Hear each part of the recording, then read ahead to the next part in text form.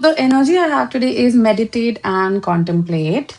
So let me just check. I'm getting that in there is a situation where you were made to feel like a second option or some kind of an uncomfortable energy where you were kept on the back burner, and that is something which is forcing you to take a step back right now, which is why we have meditate and contemplate, because you do need to just get some space and just gather your thoughts and what are you accepting really over here.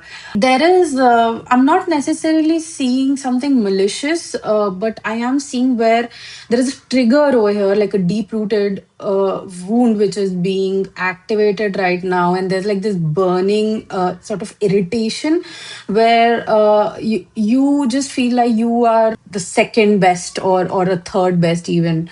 So there is definitely a wound around perfectionism, which needs to be reflected on how. I mean, it's good to have high standards, but how unrealistic are you being with yourself? Like, are you actually being too harsh on yourself? That is something. Those are questions you need to ask right now.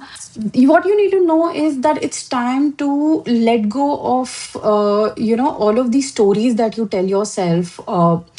There is an inner child wound of maybe some a parent you had, or something that you've heard a lot of times as a kid, where how you just, no matter what you did, was just not good enough, and that, I think, just has translated into your body as trauma, as pain. And every time you are made to feel in this manner, you tend to, it just comes to the surface, and it's like reliving your trauma again, right?